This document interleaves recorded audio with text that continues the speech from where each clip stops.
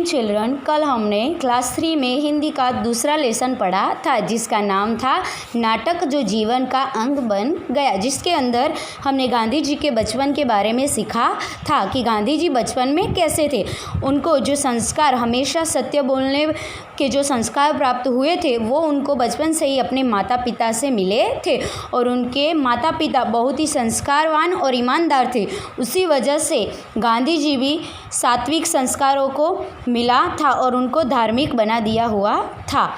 अब इसके आगे का हम पैराग्राफ पढ़ेंगे जिसके अंदर हमने पढ़ा था कि राजकोट में एक नाटक कंपनी आई है जिस सत्यवादी हरिश्चंद्र नाटक से सबका मनोरंजन करने वाली है। तो अब इसके आगे पढ़ेंगे। गांधी जी को यह मालूम था कि भगवान राम के पूर्वज ही राजा हरिश्चंद्र थे, किंतु उनकी पूरी कथा उन्हें ज्ञात नहीं थी। गांधी जी को मालूम था कि भगवान राम के पूर्वज कौन थे, हरिश्चंद्र, जो उनकी कथा उन्होंने सुनी हुई थी पर पूरी ज्ञात उनको नहीं थी। इसलिए उन्होंने सोचा कि चलो नाटक देखने जाए तो मनोरंजन हो जाएगा, साथ ही भगवान राम के पूर्वजों की कथा का भी पता लगेगा। तो उन्होंने सोचा कि चलो भगवान राम के पूर्वज राजा हरिश्चंद्र है तो उनका नाटक है तो हम देखने जाए और उनके पूर्वजों की कथा भी हमको सुनने को मिल जाएगी, ऐसा गांधी जी ने सोचा। नाटक देखने के बाद राजा हरिश्चंद्र के रूप में उनको आदर्श पुरुष मिल गया।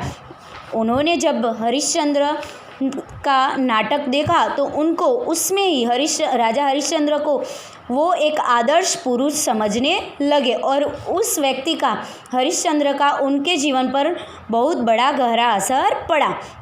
गांधी जी बार बार अपने मन में हरिश्चंद्र की संघर्ष गाथा दोहराते रहते थे। तो गांधी जी પોતાના મનમાં એ જ વિચારી રહ્યા હતા કે રાજા હરિશ્ચંદ્રએ કેટલો સંઘર્ષ કર્યો હતો અને પોતાના મનથી એ હરિશ્ચંદ્રને એક આદર્શ પુરુષ માની બેઠા હતા અને જે હરિશ્ચંદ્ર રાજા જે સત્યનિષ્ઠ હતા એ એમને પોતાના જીવનની અંદર પાલન કર્યું।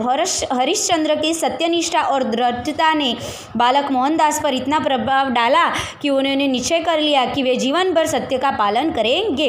तो राजा हरिश्चंद्रનું આ નાટક જો તેમને દેખ્યું તો એમની સત્ય એ કેટલું સત્ય બોલતા હતા તે જોઈને એમને જીવનમાં दृढ़ता यानी कि आग्रह कर लिया कि वो हमेशा सत्य ही बोलेंगे और हमेशा सत्य का पालन करेंगे। हरिश्चंद्र की सत्यनिष्ठा की विजय ने उन्हें बचपन में ही यह विश्वास दिला दिया था कि सत्य कभी नहीं हारता, सच्चाई की सदैव जीत होती है। तो हरिश्चंद्रનું જે નાટક તેમને જોયું હતું એમનેથી એમના બચપનમાં ખૂબ જ મોટો અસર પડી હતી અને તેમને સત્ય બોલવાનું જ હંમેશા ગ્રહણ કરી લીધું હતું કે સત્ય છે એ કોઈ દિવસ હારતું નથી અને સત્યનું હંમેશા જીત થાય છે। સત્ય की विजय अटल है, એટલે કે સત્ય એ હંમેશા ટકી રહે છે।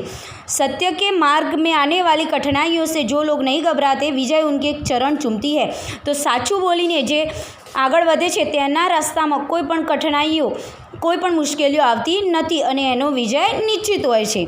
सत्य का यही बीज मंत्र है गांधी जी ने आजीवन अपनाया, એટલે કે સત્ય એ હંમેશા જીતે છે। એ ગાંધીજીએ પોતાના જીવનની અંદર આ બીજ મંત્ર અપનાવી લીધો કે સત્ય જ હંમેશા જીતે છે, એટલે કે જીવનની અંદર હંમેશા સત્ય બોલવું। वे कभी सत्य के मार्ग से नहीं हटे, ये सत्यना मार्ग पर थी कोई दिवस पण खस्या नहीं। उन्होंने सत्य को अपने जीवन में इतनी गहराई से उतारा कि वे सत्य के उपासक बन गए। एमने सत्य ने पोताना जीवन में एटलू गाढ़ रीते उतारी दीधुं कि सत्यना उपासक बनी गया, એટલે કે सत्य बोलवाना भक्त बनी गया।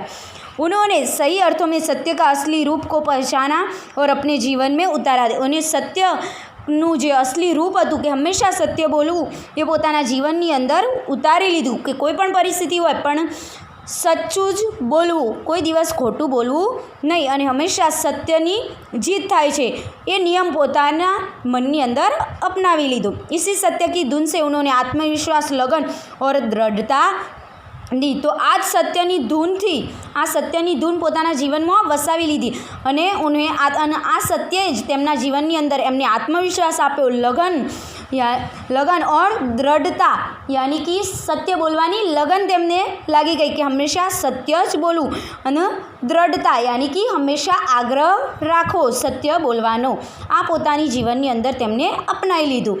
उनका विचार था कि सत्य तो परमात्मा का रूप है। ते तो ये मानता था कि सत्य रह्યું એ પરમાત્માનું સ્વરૂપ છે, સત્ય એ જ ભગવાન છે।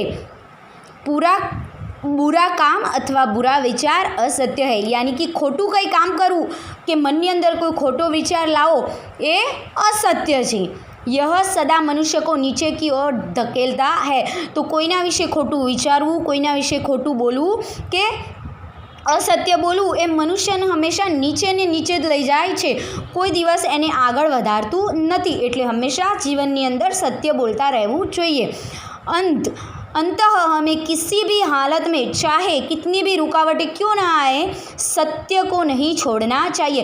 આપણા જીવનની અંદર ગમે એટલી પણ કેમ મુશ્કેલીઓ ના આવે પણ હંમેશા સત્ય બોલવું જોઈએ, સત્યનો સાથ છોડવો જોઈએ નહીં। वे सत्य को आत्मिक शक्ति मानते थे और शारीरिक शक्ति नहीं। જે સત્ય હતું એની આત્મિક મનથી એક આધાર, મનથી એક શક્તિ માનતા હતા। आत्मिक रीते शक्ति शरीरનું एक अंग तरीके, शारीरिक शक्ति नहीं था।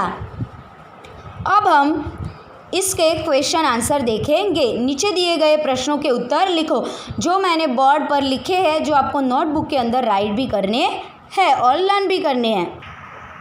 पहला क्वेश्चन, माता पिता के धर्मपरायण होने का गांधी जी पर क्या प्रभाव पड़ा? तो माता पिता के धर्मपरायण होने से गांधी जी बचपन से ही धार्मिक बन गए थे। दूसरा क्वेश्चन, मनुष्य के मन पर संस्कार डालने का सबसे उत्तम समय कौन सा है? तो मनुष्य के मन पर संस्कार डालने का सबसे उत्तम समय बचपन का है। हरिश्चंद्र नाटक देखने का गांधी जी पर क्या असर पड़ा?